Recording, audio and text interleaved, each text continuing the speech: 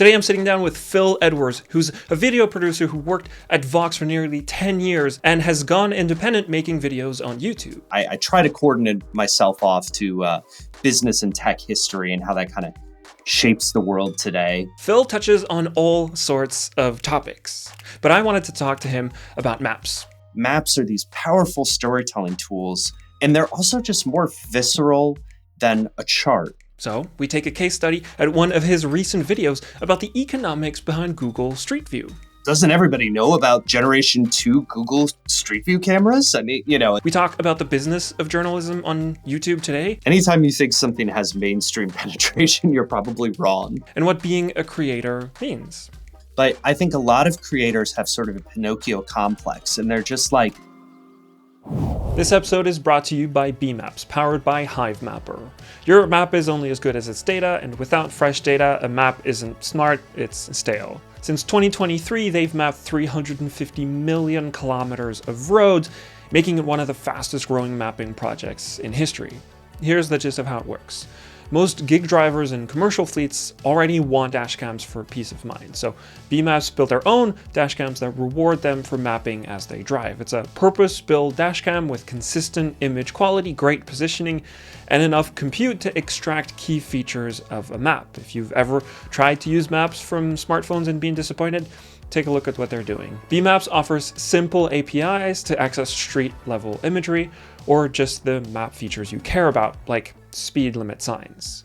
With Beemaps, you can easily see roads as they exist today without collecting your own data or compromising on quality. 3 of the top 10 map makers use Beemaps to keep their maps fresh. Try it yourself, and you'll get 50% off API credits through December 31st, 2024 with promo codes MINDS. Just visit beemaps.com/minds. That's beemaps.com/minds. So I don't know if you know, I like asking the same question every single time. I like asking people how they would describe themselves.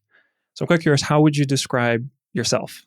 In another episode of yours I was listening to, somebody had a very profound and beautiful answer to this, where they weaved in their personal life and their ambitions, and I was just like, I don't operate at that high of a level. Basically, I tell normal people that I'm a video producer, and if they're 25 or under, I might tell them that video production ends up on YouTube. But otherwise, I typically leave it at video producer so that people aren't confused. I don't know why I just started saying this question and it kind of stuck and has become like a landmark of the podcast. It's very funny to see people struggle at first. Yeah, well, this one guy mentioned that he was a dad, and I was like, do I mention that I'm a dad? And then I feel guilty for not describing myself as a dad. I'm like, oh, I guess I am abandoning my children in my descriptions, but that's who I am. Fair enough. So yeah. Let's get into, I don't talk to that many people who do video production or video producer. Let's go one layer deeper into that. What does that mean? My career genesis is that I've been doing this independently as a YouTuber since about December of last year. And before that, I was at the US website and YouTube channel Vox. One of the fortunate things of coming from there is that they always took a very YouTube-like approach in which people were kind of quote unquote one-man banding it the entire time. So we would control almost the entire pipeline of production. Over time, there became a little more division of labor, but some of us like to just have our hands in all the different pies no matter what. And that was always what interested me about it. So for me, it means that I'm interviewing, I'm writing, researching, editing, animating, and then even pressing publish at the end of the process. So that's been my MO so far. There's a lot of pressure to scale up and differentiate, but I like doing that for now. So yeah, that's kind of a bit of what it means. What I was excited here is we're going to nerd out about maps eventually. And I was like trying to figure out, okay, I've been watching your stuff for a while, like since you were at Vox for a few years. And I was trying to sort of grasp, okay, what are the things that you do? If I take a look at the list of videos and the list of topics that you talk about, I couldn't quite put together like a common thread. And so I went to dive a little bit deeper into, okay, who are you? Like, what have you done? What's a little bit of the story? And the earliest thread I found was that you had a website of just facts. And it seemed like you really like going and finding interesting stuff that people didn't really know, and poured a lot of energy into just putting it out there. You had a blog that, got pretty big. And from what I understood, that's what got you into Vox. And that was about a decade ago from what I Yeah. Yeah, got. And that's so right. Yeah. Yeah. it seems like you like interesting things and like little tidbits of interesting nuggets, and then sort of weave a whole story around that. Is that a fair assessment? That's totally fair. I mean, my business card at Vox said ephemera correspondent on it. So I was having trivia baked into the cake. Basically, though, to make myself a little more accessible, I would tell people that I was like a history and culture correspondent, or I covered history and culture. That ended up mostly becoming my beat over the years. And, now as an independent creator seeking to create a bit more of a concrete brand for myself, I try to coordinate myself off to business and tech history and how that kind of shapes the world today. I'm not necessarily very disciplined in that mission, but that's one of my goals for the year to come, make myself a little more comprehensible. Um, but it is tough because there are so many tools and assets out there now that make it possible to tell a million different stories that you just couldn't tell in the past. Let's narrow that conversation a little bit down. You have a few videos that are about maps, or like very centered around maps, or heavily use maps, which is the spoiler, the thing that I find interesting. Yeah. I'm quite curious as to why navigate towards that. I know it's not the only thing you do, but it seems like it's a trend that comes up. You have a few Mapsplainer, it's in the title. You have this Google Maps video, Google Street View video that's like just leaning into like, what does it mean to map this, and like, what are the economics behind it? And so, what do you find interesting amongst the huge breadth of things that you could talk about that makes you come back to maps like over and over again? It ties to the reason that I would have been too insecure to go on this podcast, because so many of the guests and listeners are steeped in really intricate and complex mapping knowledge. And I am a level above a dilettante, but not much when it comes to that. But the reason that I felt confident enough to come on this is because what I see is broadening the scope of maps as a mission that I can fulfill. So I learned the power of map storytelling from a lot of my coworkers at Vox. Like, it started off with Johnny Harris, who covered in a series called Borders. He covered the world and stuff like that. He used maps. He very shortly after brought over his colleague Sam Ellis, who started the Atlas series there at Vox, where he's deep diving into maps and borders and stuff like that. And so those two guys in collaboration, their editor, Mona Lawani, she also cared deeply about storytelling with maps. So they developed something that people found really compelling for talking about geopolitics. And over time, Sam would kind of broaden the aperture that he was using to tell these map-based stories. He did one about the royal history and the different royal lines and putting that on a map. And when he did that, I immediately said, this is kind of getting into my territory, in that it's a more cultural, historical kind of view on things. But yet maps are these powerful storytelling tools that let you really comprehend relations between different parties. Um, and they're also just more visceral than a chart. A chart and a map are trying to accomplish similar goals. They're trying to give you visual evidence for a point that you're making. But I find that the mapping really just sticks in my brain a little bit more. And so once I saw that video, I knew that adding maps to my storytelling toolkit could be useful for me. And I think at some point last year, I finally just took the dive. The learning curve for a lot of this stuff is pretty shallow. It's pretty easy to learn, actually, when you're getting started. And I just decided, okay, I can bring that to these tech stories, history stories, stuff that isn't inherently geopolitical, but because everything does have that element to it, you can kind of reveal that along the way. So yeah, that was kind of how I got into it. They inspired me, but I did feel like I could bring so many different like colors of paint uh, when I was working with them that they just wouldn't have thought of. What are some examples of that that you think Yeah, like you so could bring something different? yeah, I think the first one, the first or second map story that I did where I was really delving into it, um, I'd obviously looked at historical maps a lot. So I probably had David Rumsey Map Archive bookmarked somewhere. I knew the Library of Congress Map Archive. I knew all the archival sources.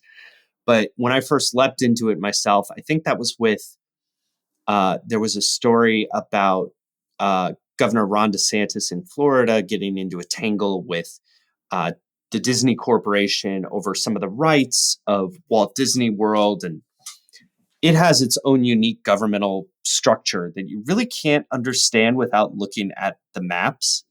And I realized that the maps were the best way to unlock the potential of this story because everyone was talking about it, but everyone else who was doing a story about it, I think they just thought that the geography was too confusing. And so that's like a great opportunity that any of us at Vox know when other people are superficial or aren't willing to do the work. Our ethos there was to really dive in and go ahead and do it. And so I think that was the first one I did. And then I quickly followed that one up with one about the history of Silicon Valley, because that is so related to Stanford and sort of the real estate ownership of Stanford that it seemed like a story where maps could really be a great anchor for the story. Um, and so in all our work, we're looking for visual anchors that have a lot of explanatory power. And so sometimes that's a visual you create, sometimes it's one that you're dissecting or annotating. But in the case of a map, it's evident that the map has so much explanatory power. And so from there, I just kind of kept going and either basing videos around it or using maps as a key tool in a video. You mentioned something here that I want to explore a little bit more is when you saw other people found something too confusing, you see that as an opportunity. This is something I've been thinking a lot about as I've taken maybe a bit of a reverse trajectory of coming from the engineering and working with the people building this stuff and then Yeah. realizing I can't explain to my parents what I do and wanting to be like, how do I simplify this without losing the essence of what it is, like without uh being wrong, like simplifying but still retaining the essence of yeah what it is. And it's something that I'm learning how to do. And so I want to ask you, what are good either stories for doing that, like when you notice there's something that's missing to the zeitgeist in the conversation and this is what I'm going to do. And then what are the ways in which you think the process of doing that, of saying people are not explaining this thing well enough, this is where I come in and this is the work that I'm going to do. I mean, the painful part is if you've researched a story sufficiently, you begin to be quite riddled with anxiety over all the details that you're omitting from it. And I always run into that. You would run into it, especially actually having expertise, because I just sort of spelunk into these topic categories for a couple weeks, Mm. rappel out, and then I'm done. And even with that, I'm riddled with guilt over the things that I'm omitting. And that's true of map explainers or reported explainers. So that for me is like the biggest challenge is just leaving stuff out and having that editor in my head to say, cut this, we don't need this. It doesn't advance the story. So that's kind of where my brain is typically. It's what to leave out and how to bring people in the door. Um, and so I'm always looking to like identify those things. What can I leave out? How can I bring people in? But then how can I give them like a rich understanding of it? And I think the only way that you can do that in a responsible fashion is by having a lot of awareness of the story so you know what's okay to leave out and not misrepresent it to the general public, Right. which is really hard. So like I just did a story about uh, the history of American beer that was a map splainer. And there's a fascinating element in which Budweiser the American beer brand wasn't able to use that trademark name in the Czech Republic because there had already been a beer with that name. And so there, I could have shown a map there. I could have had a whole digression about that, but it didn't advance my story really, which is trying to get people to understand the progression of beer through history, through 2 centuries of history. And so I chose to cut it. Um, I'm often not sure if this is the right style of storytelling for YouTube, in which 4-hour video essays with sometimes minimal visuals still reach a big audience. So I don't know if that's the right strategy, but because I'm interested in sort of the craft of making these stories, I do end up still trying to be a harsh editor on myself. So I'm still always working out the balance, though, as I'm sure you are too. I want to use your Google Street View video as a case study. It's really cool. Obviously, Thanks. I'm going to like it because it's about like this obscure thing. I didn't even know about this. So if you don't know what we're talking about, first of all, just pause this, go watch the video, because otherwise it's not going to make sense. But for all the other people that are like on a run or doing their dishes and can't really do that, the gist of it is that there's actually 2 street views. There's the official one by Google, and then there's the unofficial by contributors that have a whole range of reasons to contribute. And it's just this fascinating dive into like, why do a bunch of people do this and put a lot of heart and sweat and tears into it. And so I want to start by, how do you find a story like this? And how do you think, okay, this is going to be an interesting story? And I'm going to spend, the next couple months, because this takes a long time to do. There's the research, there's the interviews. Like, it's basically like, this is the next thing that you're going to have to go spelunk in and then rappel back out of. When do you go from idea to like, this is the thing I'm going to work on? I think the genesis of this, I don't exactly remember, to be honest, but I think the genesis of it was I was looking to do a video that's somehow related to the world of Geoguessr, the game actually, which I was quite surprised that a lot of people I talked to about it over the couple weeks that I was producing this video weren't familiar with Geoguessr. So anytime you think something has mainstream penetration, you're probably wrong. The mainstream probably Right. doesn't know about it, which you're very susceptible to as well. Once you get deeper into a story, you're like, doesn't everybody know about generation 2 Google Street View cameras? I mean, and that, so you have to kind of remember that initial perspective that you had. But I think I was delving into that story. And then because geoguessers are so avid in pursuing things, they've made a ton of resources to better understand geoguessing. And that gave me a lot of angles that might be interesting ways into the story. And I quickly found the maps of official and unofficial coverage that GeoGuessr fans have made.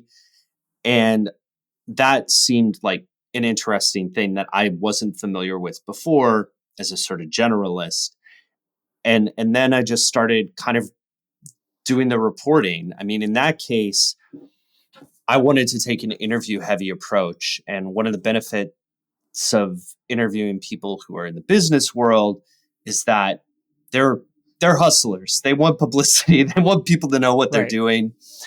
This has been true in subsequent stories for me too.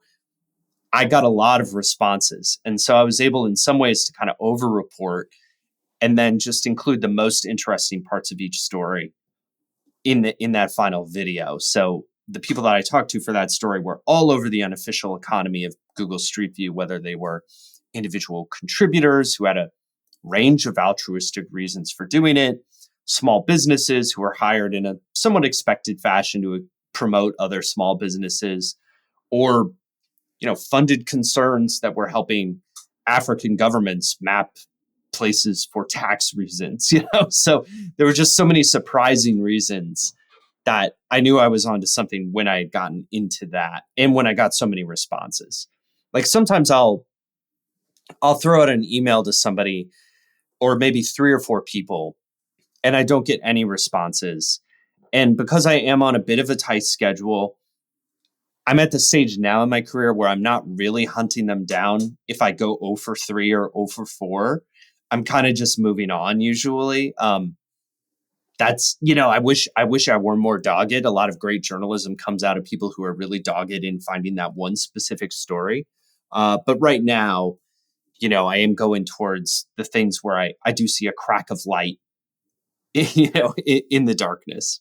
Also, I just wanted to mention a Geoguessr. Like, there actually might, I would be surprised if people listening here don't know what Geoguessr is, but just for the sake of completionism, it's Yeah. this game where you load up. Uh, Actually, the game loads you up somewhere randomly on Google Street View, and the goal is to guess where you are just by looking around in Geoguessr. You can move around in Street View. You can move around a little bit, so it just drops you in the middle of a highway in the desert, and you have to decide or figure out where you are. And so there's sort of the level one, which is, oh, you look around and you find a sign that says this is towards this big capital. And so you put yourself in the country. And then there's the super extreme level of people that say, oh, this specific road sign is this width, or this like road marking on the side is this width and this like hue and color. So there's only 4 countries in the world that do that, and the sun is at like this height, and so it's probably there. It gets really crazy, and so there's this whole community of people, and part of what they've done is they've mapped like different cameras have been used in different areas, and so they know like, oh, if the image is a lower resolution, it's Finland, because they didn't ever use like high res cameras or something like that. Yeah. It's this just Yeah. like insane thing where usually like there are mapping projects like that, but they don't get as much publicity. But because a game was made out of it, people have gone like, people will optimize the fun out of a game, and so they will find all the advantages that they can get, which makes this delightful thing that you have this community that's like really looking very deeply at all the little details. Yes. And I mean, that's always a good story, right? Like people optimizing subcultures.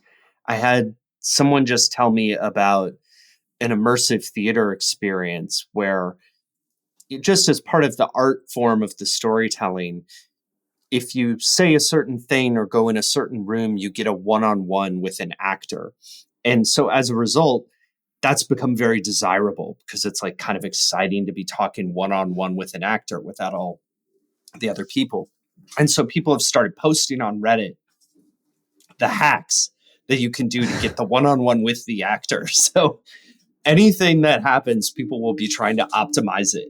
And I that's can just already really fun to imagine look at. these graphs of probability branching out, and like, this is, you have this many like this much probability doing it randomly to get there. Yeah. Yeah, I can Yeah. imagine that, but it makes for cool stories, as you mentioned. Yeah. I want to talk about one thing you mentioned on YouTube specifically. So, um, you've said when you joined Vox, they were very heavily thinking about YouTube. There's a whole wide spectrum of stuff that you can do on YouTube. It's kind of this weird thing where if you post on YouTube, all it really is a box to drop a video in, and then like some text and a still image as a thumbnail. It doesn't actually tell you to do anything. It's just like, go post whatever you want. But there's sort of these metas that have arisen of things that work and things that seem to work. And amongst that, there's the one hand, like what you've been doing and what Vox is, I feel like, being really known for, is these very tightly crafted, very well edited investigative journalism, sometimes diving into a subculture, sometimes explaining something. And then there's these, what you've alluded to, which is like, person sits down in front of their webcam, talks for 4 hours about some super niche thing and gets like 20 million views because Yeah. there's a huge portion of the internet that's really into that. And somewhere in the middle is like cat videos. Yeah. And so I kind of want to ask about like how much the formats and sort of the constraints of the internet that we have today shape the journalism and the things that we post out there, in a world where Yeah. there actually isn't one person constraining in a way that if you had a newspaper or a radio, they would say you have 3 minutes to do your segment, or like this many words. Like there isn't anybody actually imposing this, but we've sort of narrowed down into these segments. This is a long-winded way of asking about like modern journalism and how you've taken an approach to it, and how you think about the formats and how you tell these stories to different people. I find that because it's such an ocean of chaos, the best way for me to stave off burnout or even just straight up being moderately depressed about the chaos is to impose creative constraints on myself. And so Okay. if I'm working hard on the craft of something, I get satisfaction from that, even if the story is unsatisfying. Um, not necessarily the most gratifying thing to be working on from a subject matter perspective, but I feel like it might reach an audience. Or if the reception becomes unsatisfying, I can at least take some sort of gratification in the fact that I worked hard on it. And that keeps me going. That keeps me on a schedule. Similarly, I as I was transitioning from going from Vox, where we typically had like a 3-week schedule, maybe even a little cushier than that. After going bi-weekly for a while on my personal channel, I wanted to give myself a little bit longer to work on richer stories. I realized that I wasn't using that time to be productive. I was just sort of moping with the extra time. This is just personal to me. I wasn't I wasn't using it. I wasn't using it to work. And so I prefer having harder deadlines in which I feel a bit overworked, but it really helps me stave off burnout and get excited about the next thing. So I'm producing a lot of artificial constraints. Um, I think if I did less produced work, or I wasn't trying to elevate the production level of my work each time, I would get more burned out. And we'll see if my focus changes. If I find that a certain story type really resonates with people, then maybe I can find a way to make that fulfilling for me, either through the subject matter or through the storytelling techniques, adding more creativity there if it becomes lower production. But for me to just have a balance where I'm staving off burnout, I have to have a certain number of constraints. Otherwise, I'd just be hitting my head against this desk. It wouldn't work. Are there topics or stories that you would like to do that wouldn't fit in sort of the bike weekly formats, like a 2-hour long documentary, or like a super in-depth topic that requires a lot of research and maybe in person, or like is there things that you want to aspire to beyond the constraint that you have, and that you're thinking about, maybe one deep corner of your mind somewhere?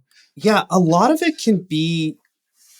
constraints can be overcome with sufficient planning. So I'm working on a story now where I really wanted to talk to a person for it. A lot of my stories can be done through research, but I really wanted to talk to an expert. It involves like Russian history, and I really want to talk to somebody who, at least on background, I want to talk to somebody who's done this historical research, because I can't get into Russian archives.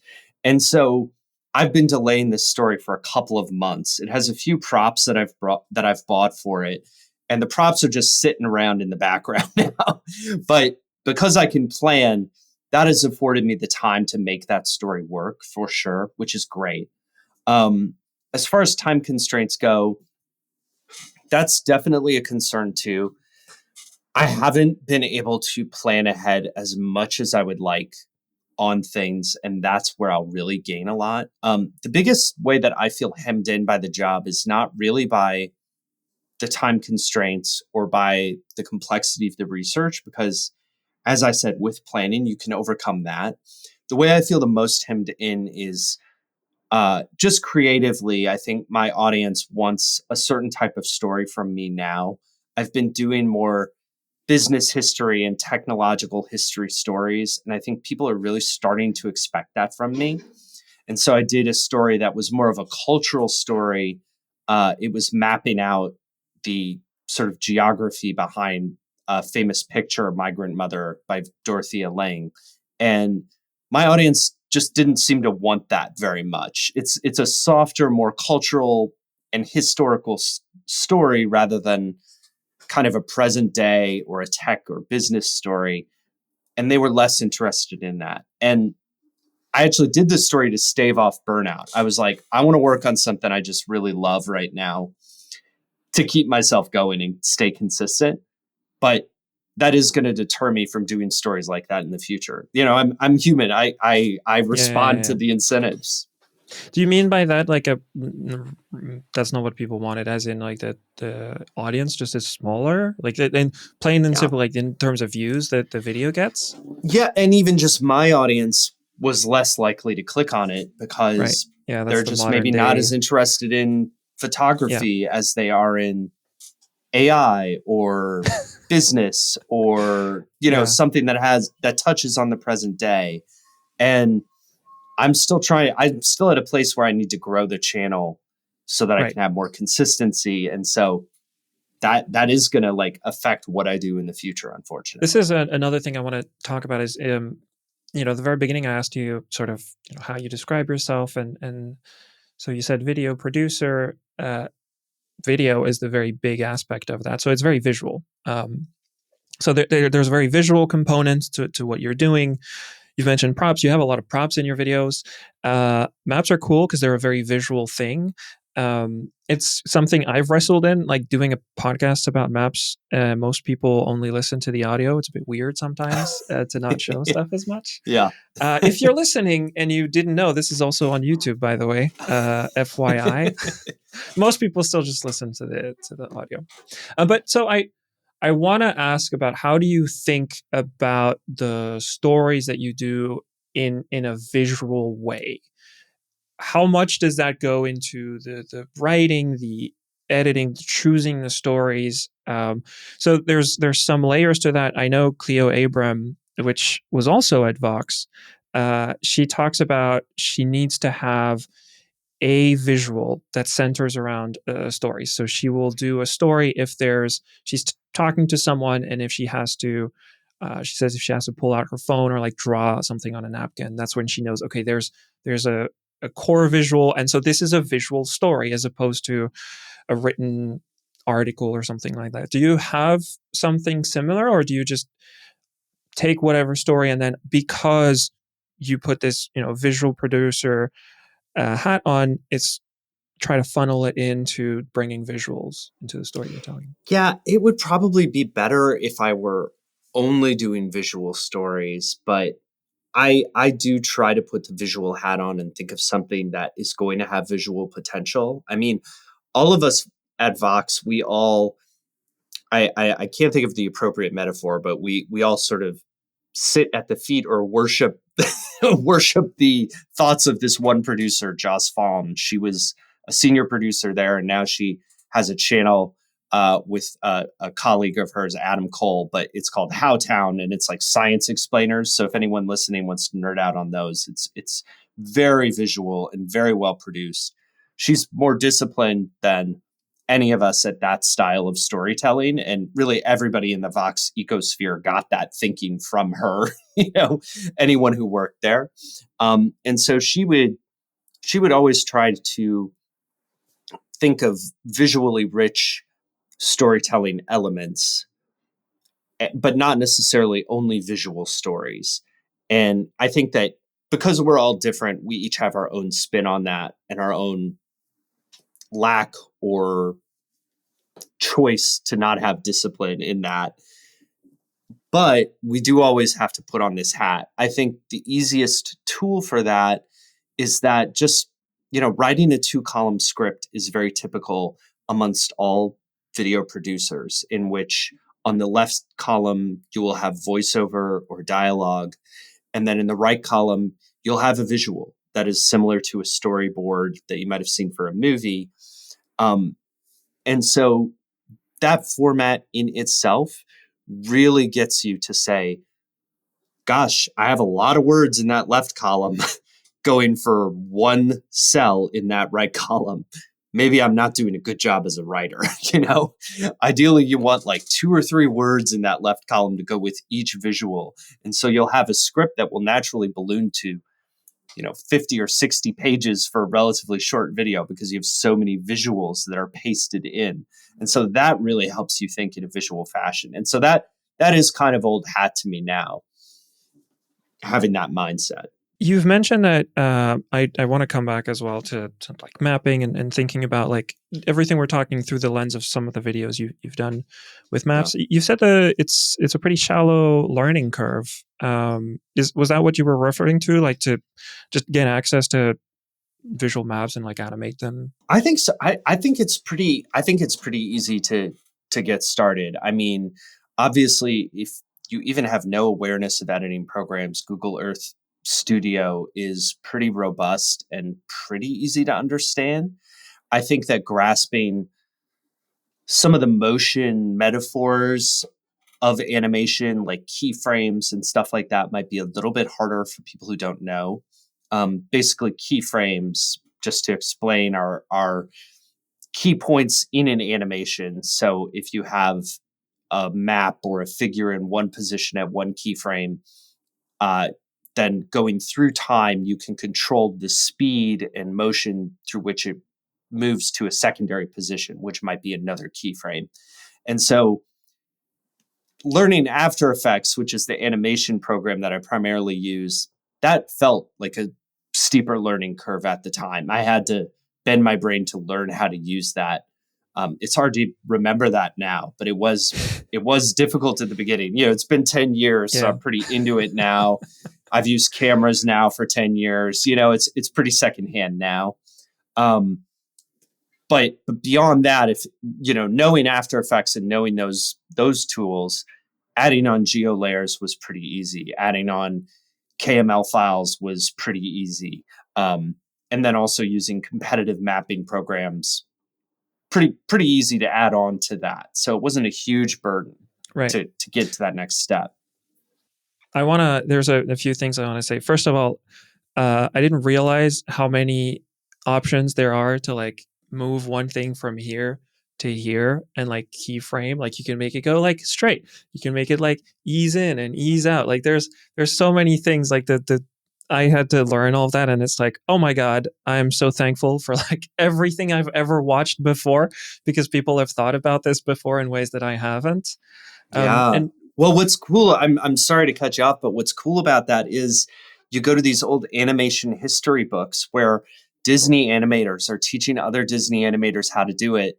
And you realize that your 2024 vocabulary was being forged by these people 80, 100 years ago in some cases, where they're talking in about easing in and out on the leg movement of an animated character to make it pop more, so it's really cool. Anyway, sorry. no, we're just making the tools simpler and better, but we're not actually inventing that many new things.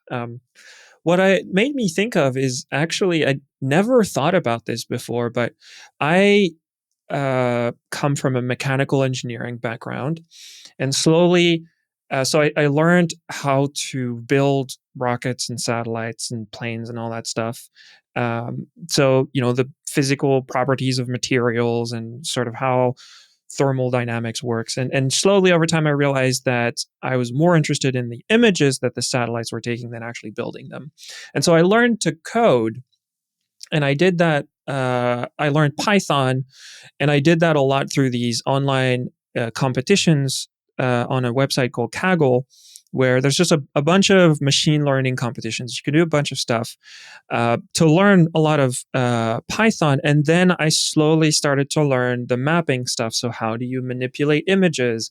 How do you keep location and time and all that stuff? And in a way, like I've had people come to me and then, or like other people I see it online, like asking, how do you learn sort of the mapping side of things? And it is a lot easier if you have these basics of you understand how variables work and how for loops work and all these very basic elements of programming. Like learn that first and then Yeah. slap on the spatial and temporal and imaging side of it. And I never thought about that equivalent, but if you're learning how to animate or tell stories, like there's all these premises that you have to have ahead of time, knowing what a keyframe is, and what a transition means and how do you make it look smooth. And then once you have that, like that's actually the hard part. Like the basic is the hard part, and then you can trick your way into animating a map without just with a screenshot actually. Yeah, yeah, yeah. You totally can. I mean, I ended up just using screenshots for part of that Google Street View video that you mentioned because it was going to break my computer if I downloaded the actual data because there were so many different unofficial cameras around the world. And so I just took a Yeah. screenshot and then gave it a depth of field and adjusted the curves a bit to make it spark more. And, it ended up looking fine for the purposes I needed it for. That is also a challenge I've had, and I'm curious to hear your perspective on this. I I had this both like curse and blessing that I'm a data scientist, and so I know where to find data and how to manipulate it. So when I first wanted to start animating stuff and showing stories, I knew where to get like the highest resolution, the most accurate data. But if you go download a satellite image or like the full thing, it's like 10 gigabytes to cover like 2 square kilometers. And so very quickly you're like, okay, this is great if I want to run an analysis on it. But as soon as I have this moment where I just dragged like a 2 gigabyte image into DaVinci Resolve and Yeah. it's just not taking it. And so I had to do this reframing from this is the exact data, but it's not what I'm going to show. I'm going to, like, I don't need this whole thing with 12 bands and 16 bits depth. Like on YouTube, you're going to see an 8-bit image in 1080p, and it's going to be compressed anyway. So, like, I've had to do this transition of thinking about, like, what's the real thing I actually want to show and not like carry over this huge burden of all this data. And that was a thing I had to learn is, oh, a screenshot is fine. And you can, it just has to look good and be, accurate, but you can fake stuff. You can hide things behind other screenshots and just make it really messy. If the camera view at the end looks good, you're fine. And it just broke my sort of data scientist. I want this thing to be accurate. I want the whole thing behind to be real. There is a part of it that is very unsatisfying though. Like it feels I want it to be real too. I think that's as a journalist, I sort of have that. That's kind of like one of the sort of secular values that I hold is that, like bringing truth into the world, like that's one of my value propositions that I have that keeps me going. And it feels almost like when I use a screenshot, it rather than the actual data, it feels like I'm like wearing dirty underwear or something. Like my clothes are clean. And really, there's nothing wrong that it's a day old, but there's something unseemly about it, about just knowing that there's a JPEG there Yeah. and that I'm not using actual data, but what are you going to do? You got to do it sometime. I'm running into that right now. I have a data set with, I think 7 or 8,000 different points in it. And so I have to make the decision, okay, how am I going to use this to advance the story point that I want to advance? What story points do I want to advance? And what compromises do I want to make in both the visuals and the accuracy of the data? And I haven't Right. decided yet. Because it's really hard, I'll probably end up using a third-party program that can just handle it better than I can, even though I'd have more control if I animated it on my own computer. But I'll probably use something else. Just so I make sure I understand, like you have like, is that also a map like with just a lot of points, and so it's a struggle to show everything? Is that right? Yeah, it's just GeoLayers will Oh, literally right. just pop up a message and just say, I don't want to do this. This would hurt me. Yeah, yeah, Like, yeah, yeah. please don't force me to draw this. And then I do. And then it's like, I need to go to sleep now. I cannot do this. I This is something like this is a core of, I think, like the struggle between accuracy and like simplicity. I want to say, like I imagine this on sort of a spectrum of I there's something like at some point you have good enough. And so if we stay in the world of mapping, there's this really clever thing that people figured out when they were first rendering images on browsers. Browsers are a really good analogy for making videos because they're the thing that you're going to display on people's screen. And so you need to send data over, and so that when people are on their computers, because this started before we had mobile phones, like you load up something like Google Maps. It's 2007 and Google Maps just launches, and they need to basically show you a map of the entire world, and you have to zoom in and zoom out. But you can't send the entire map of the entire world to every single person because, first of all, it's 2007. So, like, there's no way they're going to be able to download, more than a few kilobytes a second. And, like, second of all, like, it's 2007. Their computer can't render it. It needs to feel snappy but it also needs to be accurate. And so they devised this idea of creating these pre-rendered tiles. And you can still see that today. It's still basically the same technology for like every map ever. If you zoom and pan quickly enough on Google Maps, like you can see these like tiles loading in one at a time. And it's not just dividing the world in this grid. It's also that the more you zoom out, the bigger the grids become. So you have this pyramid. And as you zoom out, basically you pop up a new grid that has less details on it. Because again, your screen, let's keep it simple, is still at a 1080 resolution. Yeah, If you right. zoom out, you can't, those little lines and those little houses, eventually you're too far for you to see them. And so they just pre-rendered these images so that you're always seeing a 1080 tile. It's less than that, it's 2007, but I'm just sticking to 1080p, Right, you yeah. get my point. And so they basically had to then decide, how do we design these? What do we keep on these pre-rendered tiles? And so there's this whole conversation of like, what do you show at different zoom levels? While keeping the map accurate, because you want people to be able to find their way. And I feel like that's the same conversation that you have to have every time you have these like very complicated data sets of, I just need to show the essential part. Like, what's the essential bit?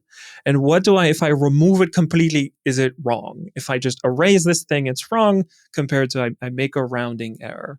And this is just me rambling and finding like analogies in tech as yeah, well. I mean, what's tough about it is like, so I have this big data set now that I'm mentioning of 7,000, locations. And there's a part of me that wants to bring the true data into the world or whatever, but there's another part of me that's just kind of proud that I have it. I'm just sort of proud that I have the real locations, the same way I'm proud of like a drawing that I might have made when I was 6, and it took a lot of work to get that data. And so you want to like, and it's just like kind of cool that I actually have it, and it's nice that they gave it to me, but you just have to have this ruthless idea of, okay, what advances my story? Like, what is the point that I'm trying to get across here? In the case of all this data, it's not really the distribution that much, because I don't know if the points are actually accurately representing the real world values that I'm trying to show. I don't know that for sure. There might be areas where the data is not good. So I can't use it for that. Basically, the only story point that I have left after controlling for distribution is, wow, look at all this stuff. There sure is a lot of stuff here, and it's like, I don't need to do that accurately. All I need to say, look, there's a lot of stuff, is just show that there's a bunch of points and that's it. And I'm done. Beyond that, I can't storytell anything, so that's interesting. It's and I mean, the map makers at Google that you're mentioning, when they're zooming out in 2007, I mean, they're storytelling too. They're figuring out, okay, what's the story I need to tell when this person is zoomed out to space? That there's a planet there. That's about it. Like, I don't need to get more complicated than that. But you still have to decide, do you show the borders, for example? Like, there's these interesting thing of like, what do you show on the map? And like, this is a whole other conversation. They got into trouble for that. This is where I kind of want to like pause the podcast, be like, show me your data set. Let's figure this out. It's cool, but there's just no, it's like you get it and you're just like, oh, yeah, the mother load. And then you realize, like, okay, I have nothing really to say about this. Like in Yeah, this yeah, yeah. case, I've had other cases where I have had things to say, but not in this one. So, Let's talk about money a bit, like high level, because yeah, I always like talking about like business models and like how people fund the stuff that they do. Um, yeah. so in this case, I'm actually a little bit familiar because I do a little bit the same thing as you at a much smaller scale. But I want to talk a little bit about like high level, how for someone that maybe doesn't know, like how do you finance? As far as I can tell, it's just you solo independent video production in 2024. Yeah, I mean, I don't have an atypical revenue stream. I think most people are kind of similar to what I do. And who knows how fragile this breakdown will be in the future. But basically, I think I'm like most creators in that there's sort of a revenue pie that is divided up between AdSense, which is basically the videos that YouTube plays before or after the commercials, rather, that YouTube plays before or after your videos, sometimes during if you want. And then there's also, And we'll put one right now. No, I'm yeah, just yeah. Click to see the cliffhanger of what he says kidding. next. The most interesting revenue is okay, ad. And then, beyond that, so that's a certain amount of the pie. I don't actually know where it is now. It varies wildly depending on the number of views that I have. Um, that's maybe 20, 20 or 30%, maybe 20% of overall revenue for me, since I am using this to support myself and to rent like the studio that I have. Um, then there's also Patreon, which I'm not able to dedicate the bandwidth to do a lot there right now, but that's a percent of revenue from me, which is where subscribers contribute either just to support the channel or to get extra benefits. My benefits are minimal, but that's somewhere where, like, I wish I had the discipline to spend more time, but I don't at this point. So that's probably 10%. And then the bulk of that revenue pie, if you've been keeping track, there's a lot left, and a lot of that ends up going to the sponsored ad reads that you see YouTubers do, like myself and also a lot of other people, where they're kind of breaking in and giving you a minute or 2 minute advertisement for a particular product. That ends up being a lot of it. And I don't know how that pie will change in the coming years, but that's kind of what's kept me going through this year, and hopefully through, at least another year. I'm going to keep doing it independent. So I've signed the lease till at least August next year on this studio, and Nice. hopefully it'll continue after that. So, and basically, like, as far as like funding the channel, how it's worked out is, in the past, the channel's been entirely self-funded, in that I wasn't using any of my personal money for anything really. I mean, I already had a computer, but basically I was, in the first couple years when I had a job, I kept all the job money for myself, and I used the AdSense and Patreon money to buy more gear, to buy decorations and stuff like that, and then eventually to start renting the studio. And now I roughly have that balance. I'm at the point now where a bit of the AdSense is kind of just going into my pocket, doesn't have to go back into investing in stuff. Like, I've also bought a lot of the stuff I need. Um, but I can be pretty casual with like video budgeting for the most part, because I have this mental barrier in my mind that a lot of the money goes back into it. So I just bought a flight to go somewhere, and I'm not stressing a ton about it, because I feel like I owe to my Patreon supporters a certain reinvestment in my videos. So I don't stress about buying stuff for videos a lot, which is great. That's it's a great place to be. This is very familiar. It's basically the same for me. The percentages are probably a bit different, and the amounts are probably a bit different too. But there's Patreon, by the way, for the podcast. If just saying. um,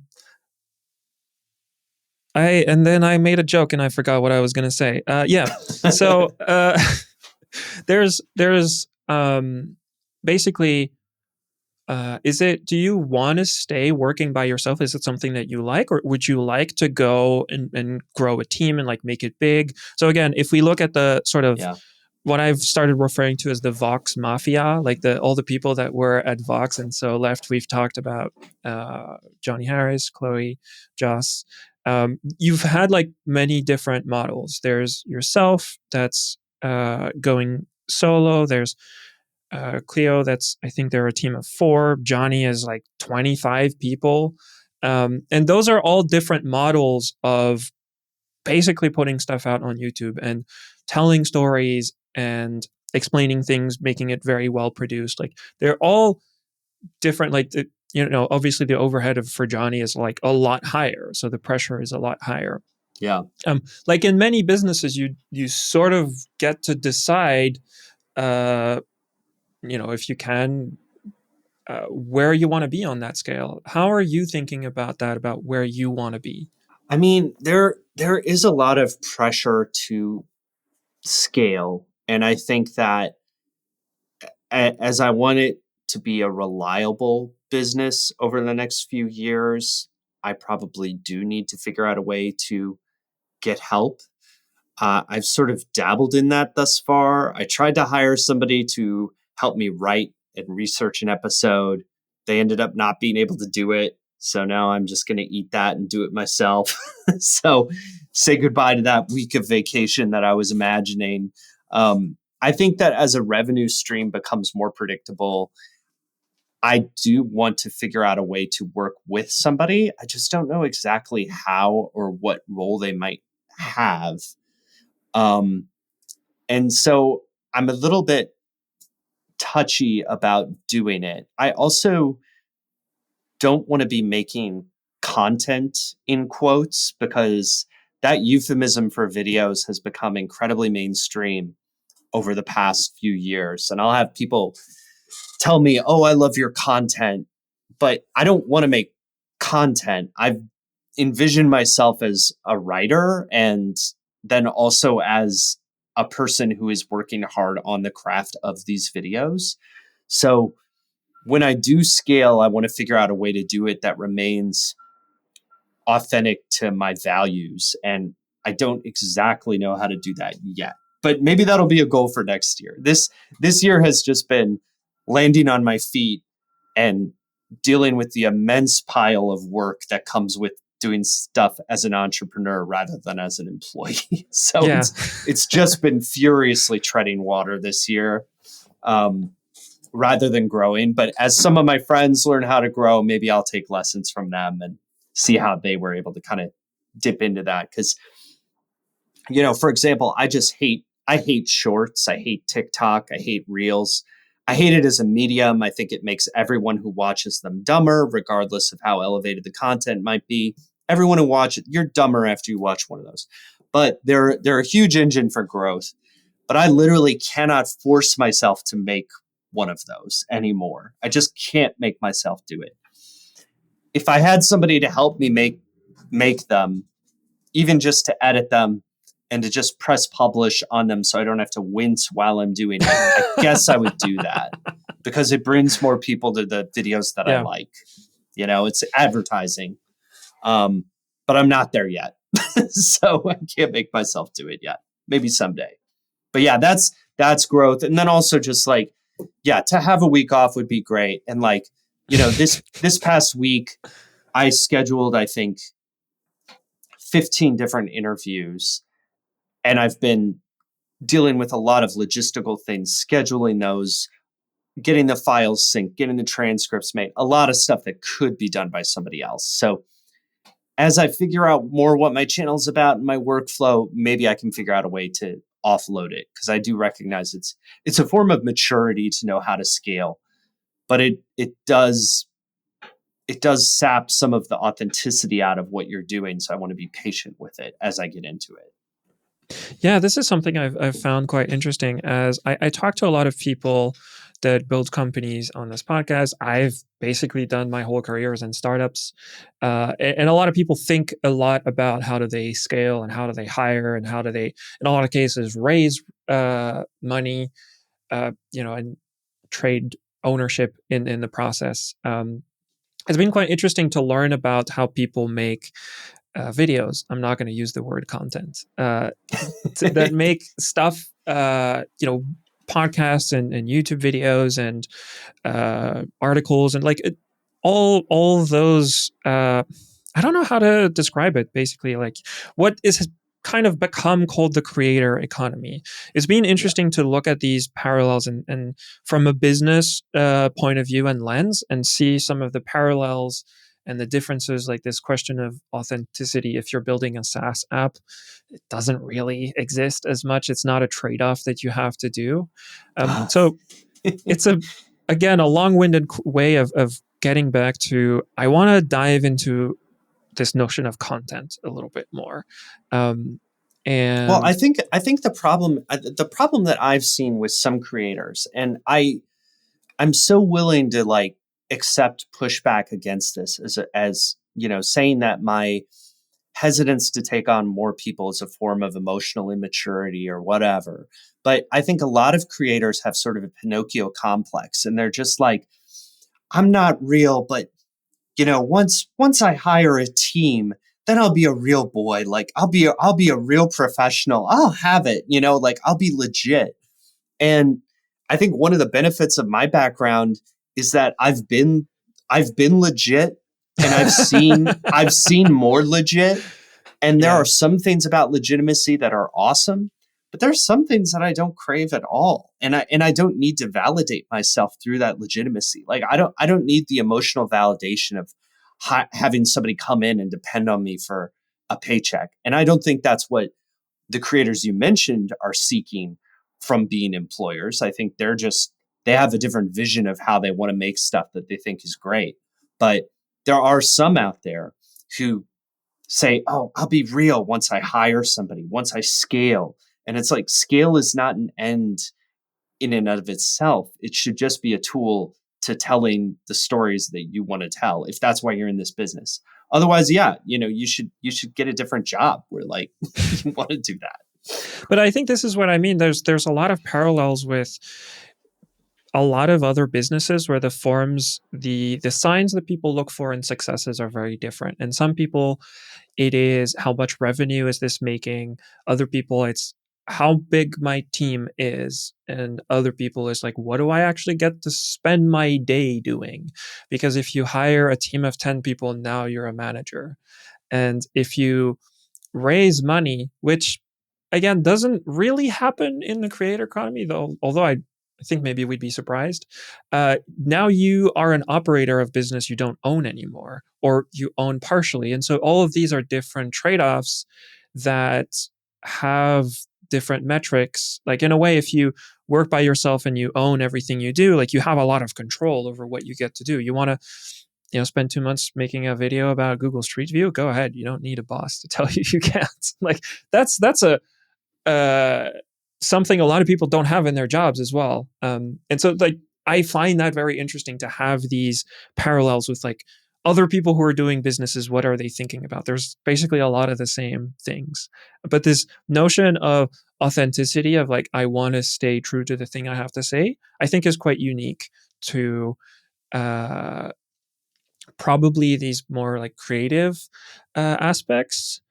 Although, as I say that, I realize that uh, the what Google was like in 2005 is very different from what it is today, and I think we've lost a little bit of purpose in some of these companies. So I don't know. Well, I mean, you know, the analogy that I always use with people is you grow up as a reader of writers that you admire. And so I'm very aware of the sort of scene that existed in the late 90s in New York magazine writing, in which these writers were crafting great profiles and articles about people, and they were getting $5 a word to do it. That's sort of the story that you always hear.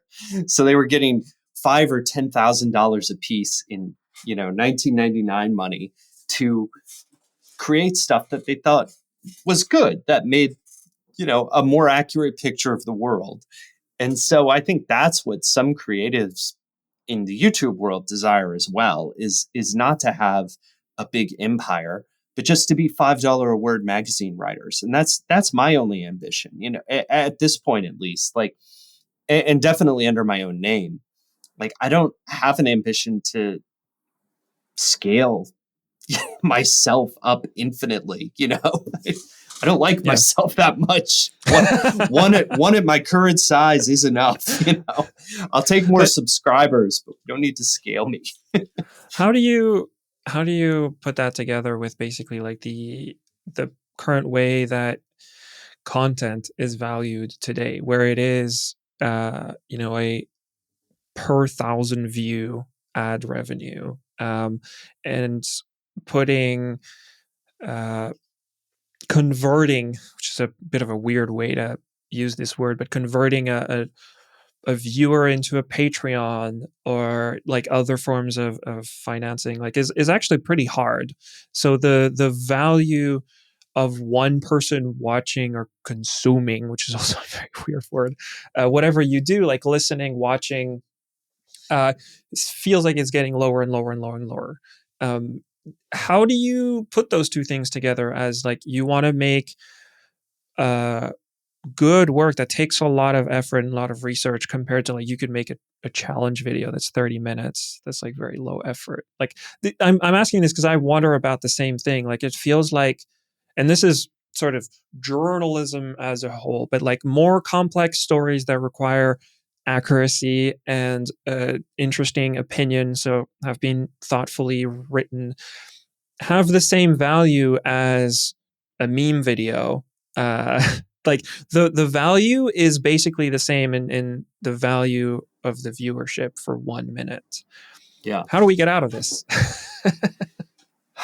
Yeah. I mean, I do think that the advertising market in creator land will start to mature eventually, in which, in addition to chasing views, people are going to want to support stuff that is done at a certain level of quality. Not everybody. Like, there will always be an element where they're chasing views, but there will probably be some premium brands who want to only be associated with premium creators. Like, what is premium?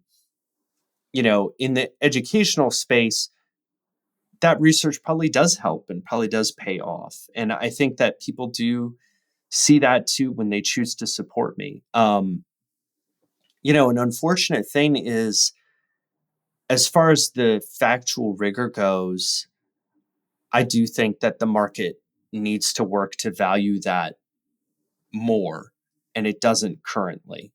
And so hopefully that will happen in the future. It happened in the past, and so I think it likely could happen in the future. Like, eventually you saw, the mainstream media gain a premium over people yelling on the street, as far as like advertising goes and subscribers. And I tend to think that that will happen on YouTube as well. Like, if you're a super legit brand, eventually there will be a desire to want to be associated with people who are putting in hard work to be accurate, non-inflammatory, and also add a certain amount of production value to their videos. I mean, it's a tricky balance though with the production value element. I try to improve the production value on each of my videos, but at the same time, give you a hint that it's still just one guy doing it. It's just a guy sitting in a room. And the moment it changes, I actually want to bring people in and know that, okay, it's not just me in a room Right. anymore. Yeah, yeah, It's yeah, it's yeah. me with somebody else in the room. Um, but yeah, I mean, I'm hoping that the market will mature over time to reward people who put in more work. But right now, it's largely an internal compass that I think a lot of people are following. Uh, because I think you could point to some ways in which people who do the work are rewarded, but there are also ways in which people who don't do the work are rewarded. I mean, I got forwarded a video today that my dad had run into on YouTube. It's AI images with text over screen for an hour, and it's all made up. It's entire crap 1.2 million views, exponentially more than the video that I spent 2 weeks on. So, what are you going to do? I mean, hopefully it matures, the market matures. I mean, I don't personally think that it's the fault of the platforms or necessarily the responsibility of the platforms to have a huge hand in that. I think they have incentives for better stuff. And I think that they will be a part of that solution. But I think also like advertisers and ad networks are going to be a part of that solution eventually. At least I hope so. So I don't know. We'll see. I probably listen to the same stuff you do. I probably have the same Yeah. hopes or insights, I don't know. I'm really curious about where it goes. Like I do keep an eye on like what some big players are doing. Like the New York Times just put basically all their podcasts behind a paywall except for their last 2 or 3 episodes. And I think the New York Times is hailed by a lot of people as this place where, look, subscription news works, but they also have like a cooking side and like games, and like that actually brings in most of the revenue. Right. I think it's more than half today, which like conveniently a lot of people leave out because that's not the story that we want to hear. And so I am really curious. I really admire the people who have on YouTube been able to figure out Patreon and make that work. I think that's a wonderful model where you can have people who can afford to support stuff do so. And, this student that's in her dorm and can't really even just has to pay ramen to eat can still access all of that. Like that's the world that I want to live in, where like you can access stuff if you can't afford it, and the people who can are subsidizing it. But it's based on sort of trust. There's a lot of parallels with open source software and development. Like I wouldn't be here if it weren't for Linux and Python and all these things that like people poured their life and soul into, and for many didn't get a financial contribution back. Like it's really hard, and I feel like we have this big challenge, especially with AI. Yeah, I feel like it's going to get really tricky. So yeah, I think we think about the same things. I mean, I don't, yeah, like I love the patron experience. It's been great for me on Patreon. Um, I've started making a little more money on it lately, but for me, it's just having the responsibility to my patrons that has been really helpful as a motive and a push to me, and to some degree the interaction as well, though it's not super active. A lot of people are doing it just to support you. um but I mean, I hope that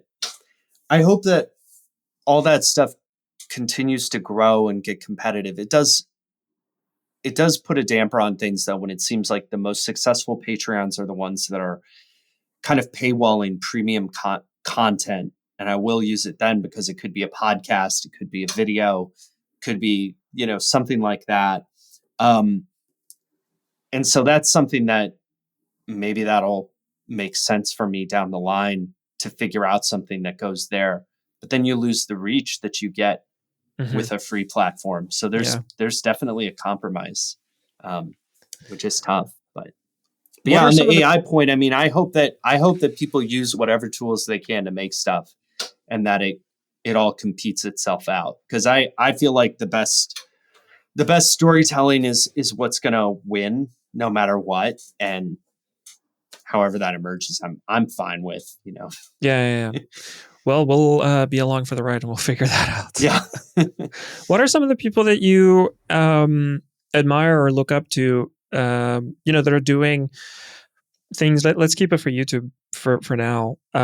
What are some of the things that you admire? Yeah, get inspired by maybe some of the lesser known people that are out there and they're doing cool things that you like going back to. He's doesn't fall in the lesser known category, but like Sam Ellis at Search Party is sort of perfect in that consumer zone for me, because he does map geopolitics videos where I vaguely know that something is happening, but I haven't pursued it. So I'm the perfect consumer for him. He also does sports videos sometimes. I don't really care about sports, but I still watch some of his videos because they're that well done, and they always have the politics and mapping angle to them. So I love his work. Other people I watch will be more in the niches that I'm in that relate to video making. So like one guy I love has a channel. It's called Imitative Photography, in which he finds a photographer and then laboriously tries to recreate their style of imagery, sometimes falling far short of the initial photographer and happily admitting it. But he just does such a great job doing it. And I always come away having learned about a photographer. I have no vocabulary in that. Now I at least know what a certain style of images is. So I love stuff like that. And there's a million examples of channels like that on YouTube that you can find. There's a guy who's a kind of a friend of mine who does a channel that focuses on fonts and also design at large. His name's like Linus Bowman, and he does a great job with that. He does really deep research, which is awesome, and he's just committed to it as mostly, I think, a labor of love. He does this, and so those really niche channels are the ones that I typically gravitate toward. With the Sam's not niche, but like the stuff that really delves into something deeply. As far as the smaller ones go. Yeah. No, that's great. I think like, yeah, these are the things that would have been blogs, a while ago, of people that are just really into something Yeah. and cannot help but share about it. Yeah, totally. I mean, there's so many like that too, where it's just you instantly click on it because you just have to, because it's well done. And I think what I like about that, it's not necessarily that it's so niche, it's that these are people who really care about the research and getting it right. So that's what I value in it. It's not, I would be fine with that from a more general interest perspective as well, but it's rare to get that commitment to the research outside of a niche. I feel like this is a nice place to start rounding the conversation off. And so I've asked you about YouTube. I do like asking people about books and podcasts that they've Uh-huh. enjoyed and found valuable and as recommendations. And so, unlike YouTube, there is barely any algorithms for books, and it's not quite for podcasts. And so I find it Yeah. helpful to just hear about new stuff. I've looked back at like, what have I read in the past year or two, and a lot of stuff I've heard like asking this question. So I Yeah. really ask like doing that, and I find it's a nice way to just learn a little bit more about the person I'm talking to. So if there's anything that you've read recently or not, and you think is valuable, doesn't have to be about anything that people might not have heard about or should check out. Yeah. What have you read? What's your favorite over the past year? Rec. Oh, that's a good question. I finished reading recently the Three Body Problem trilogy, Oh which yeah. Did you like is that? some I of the haven't read best it. science fiction that I've read in like a long time. Oh, cool. Um, I really recommend it. There's many reasons for that. First of all, it's just very good sci-fi. Yeah. It's written by a Chinese author, Yeah. and the translation is really well done. But it also starts from like, this is not yet another CIA spy finds alien story. Like it's, Uh-huh. what about the Chinese if they find the aliens or something? Like, Yeah. I Yeah. really like that. It's really fresh. Like, there's other places in the world and there's other cultures, and like, what if they figured it out? So this whole other part I found quite interesting, and then the stakes just keep on rising and keep on going. Unlike a lot of trilogies or series where the first is great because it has world building and then it's just not much happens. This just keeps on going. And so I find the latter book to be the latest book to be actually the best. Oh So wow. That's a good in terms endorsement. of, Yeah. we're recording this in November. Like, if you don't know what to do with your winter, I really recommend that series. It's wonderful in terms of good science fiction. Yeah. Well, here's the problem is I I have these nonfiction books that I really want to read that are kind of like I'm waiting for winter if I ever finally get a chance for them. But I will tell you, it's good to have a good recommendation on that book. I've heard, I mean, everyone who reads it seems to like it. So I've heard that. I've heard that as well. Um, yeah, let's see. So basically, my style of reading is very weird, in which I'm reading these impossibly specific books during the daytime, and then I have to try to figure out something to read at night. So I'll read like a history of a specific gas station chain at day, and then I'll read one of those a week, you know. So I actually read a lot, but then I'm pretty slow at night because I'm usually kind of tired. But I'm reading right now. It's kind of an interesting book. It's a little bit dated, I think, but it's called Three Scientists and Their Gods, and it's by a guy named Robert Wright, who he's known pretty well. He wrote a book called Non-Zero and Evolution of God and Why Buddhism is True later on. I haven't read those. I want to just start with the first book that he wrote.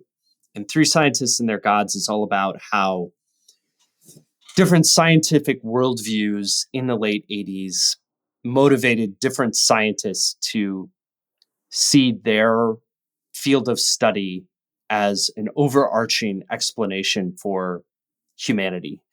And the most interesting one that's in there is about E.O. Wilson, the famous myrmecologist, which is ant guy, of course.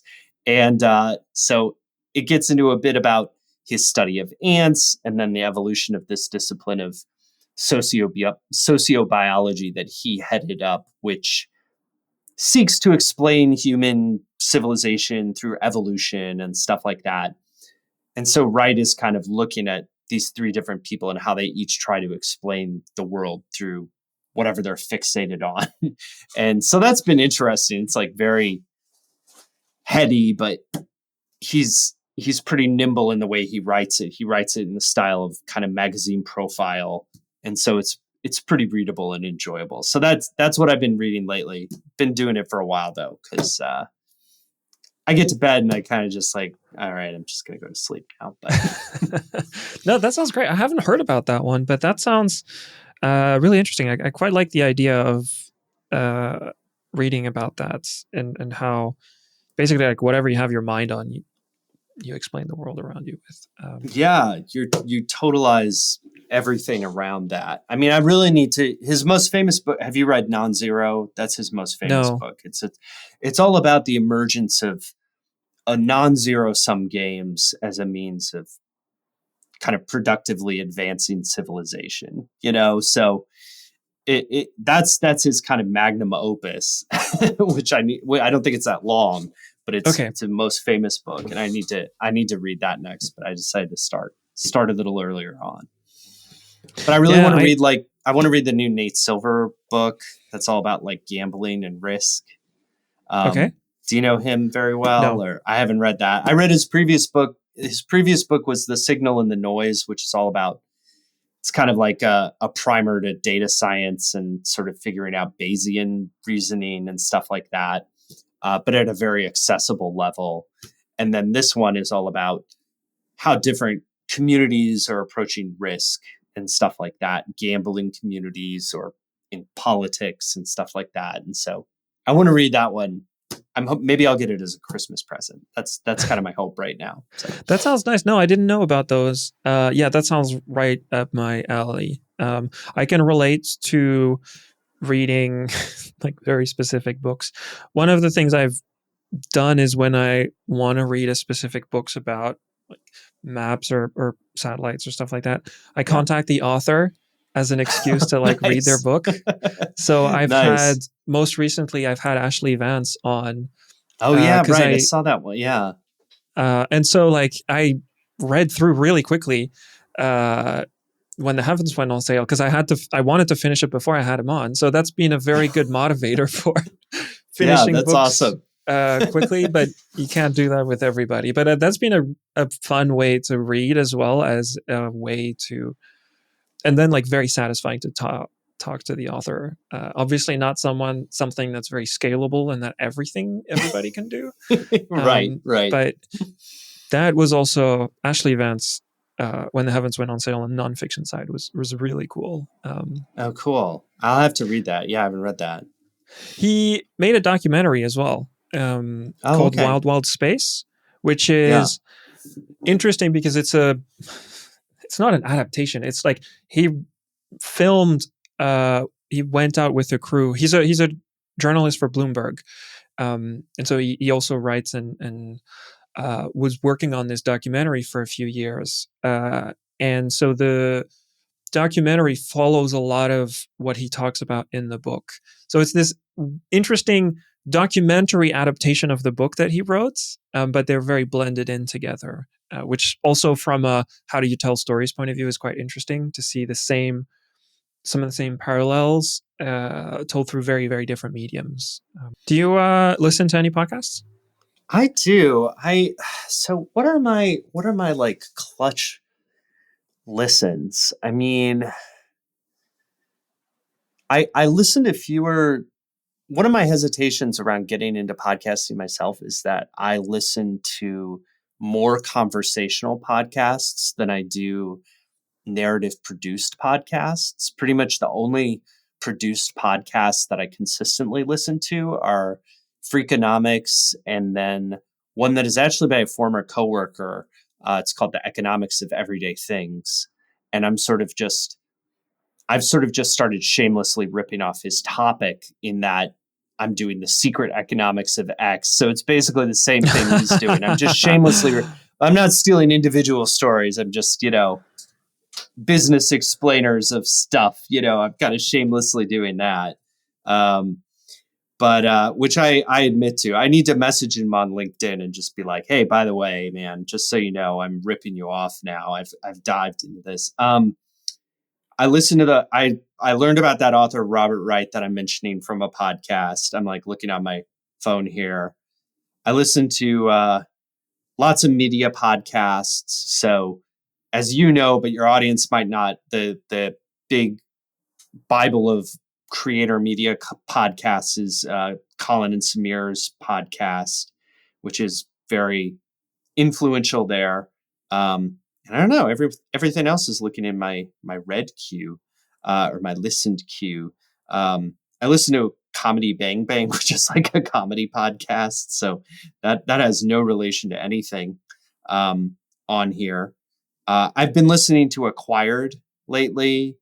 Uh, they just launched a like 5-hour meta episode, and wow, to my chagrin, I am 2 hours and 13 minutes into that already somehow, which is insane. They're great. How am I spending that much time? I did not know I even had that much time this week, but yeah, yeah. I So I this listen to a this lot.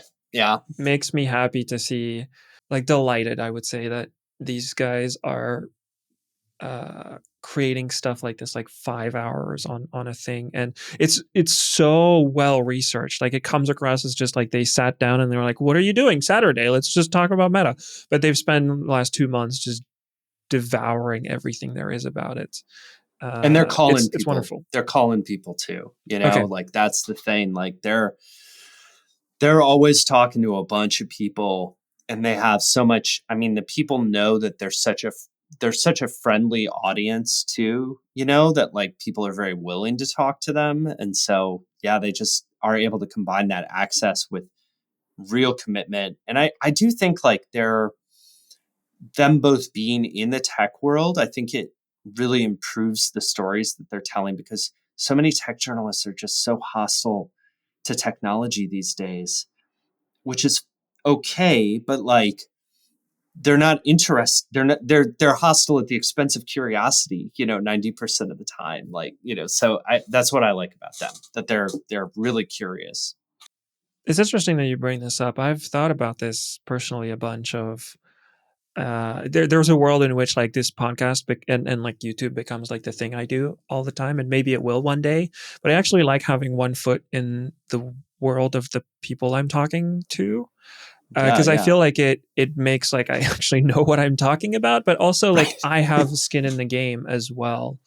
And so I'm in this like weird situation where I have one foot in each, and that also creates like all sorts of weird problems and potential conflicts of interest and things like that. But um, I actually feel like I want a mix of both. Like if I could choose to have a media diet of like what are the journalists out there, I think I would want some that have different conflicting positions. And I think it might be healthy to have more people who are also working in the industry and who have um, conflicting interests, but you know about it. I don't think that's necessarily a bad thing. If you have others who are neutral in different ways, like I think you can have different opinions that come together and provide a conversational zeitgeist that's a bit more rich. I have noticed that, like, yeah, there are a lot of tech journalists that are out there and either talking about something where they don't really understand how products get developed or like what the incentives are, or yeah, just really are tearing it apart. And I feel like that's a bit of a shame because it creates another disconnect, I think.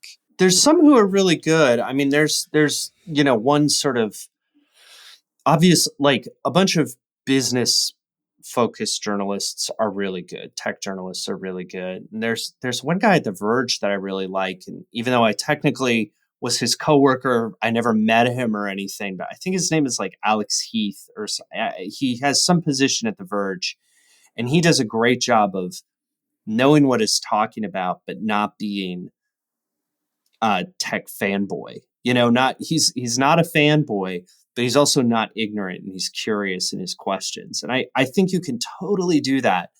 And so many people just hate tech in the journalism world. And it's really annoying. It's really frustrating when you just want to know what's going on. You just want a, a, a guide map to understand what is happening in these industries, and you don't have it. I mean, I think that's, yeah, it's frustrating to me as a consumer. What are some of the ways in which you find inspiration for how to approach a story or an angle or an opinion, both in the style, but in the like actual content, not like content as in like the thing, but like the content of the thing you're making. Um, where do you find inspiration? It's interesting because I'm in this Discord now with some other YouTubers who are actually primarily like European, at least origin YouTubers. Some of them live in the US now. And so as a result of that, they're the people in my sort of educational niche that I'm probably watching the most. And so I really like to follow their storytelling, even if it's stuff that I wouldn't do or it's told in a completely different way. Um, so they inspire me on YouTube. There's this guy Leon who goes by the name Neo, and he did a video about the presidential limousine a little bit ago, and it was a story that I was familiar with the story. I knew about this, it's some big souped up Cadillac that's bulletproof or whatever. I kind of knew it, but he structured the story in a fascinating way in which he told it through an imaginary assassination that was about to occur, and then took you through the protective measures that happened. And so it was such an engaging way to tell that story that I'd never seen before. And there's another guy under the YouTube channel, Hoog, and he does 3D based stories. And he's also leaning into some of these writerly techniques where he will he'll have a character to serve as a narrative thread through a story. And I can't imitate some of the practical tools that they use. They use a lot of 3D. I also have qualms about using certain visualization techniques because they might not be exactly accurate. I'm a bit conservative when it comes to that. I want things to be really accurate first and then get into the visualization. So some of those techniques I can't use, but some of the storytelling techniques I totally can. And so figuring out how to like keep the viewer interested throughout the story. They've taught me a lot. That whole group of people, I'm excluding a lot of them just because I can't say everybody's name in that Discord, but like they're really helpful. So definitely them. I would say I do look to YouTubers though for inspiration for sure. Like I'm not one of these people who will say, "Oh, I only get it from, some book that I'm reading or something like that." I read a lot and I like books, but I do like YouTube a lot too. Yeah, those guys are phenomenal. Like if you, I'll put links to those as well. Like the production quality, the stories that they tell, like it's just, you have to be careful because it eats your time away. But Yeah, it's yeah. phenomenal. Like, yeah, they're insane. Phil, thank you so much for your time, for coming on, for having a conversation, for nerding out about maps and video production and the state of the internet and all of that. Thank you so much. Yeah, thanks for having me. Thanks for talking. Thank you for listening to this whole conversation with Phil. If you've listened this far, you're probably got some value from it, or you actually just fell asleep, in which case, sweet dreams. But if you're here and are fully awake, I want you to take a moment to consider supporting Phil's work and my own on Patreon. We just had a whole bunch of conversations about the business of running YouTube channels. And if you value this kind of work and these conversations, please consider supporting it financially. I want to make these conversations accessible to as many people as possible for as little ads as possible. So anyone from just a student in her dorm to a CEO can access the same conversation. And that's why I'd like to ask you to consider supporting this work financially if you can. You can get behind the scenes sneak peeks and just support independent media like this. Either way, thank you so much for your time. I'll catch you next time.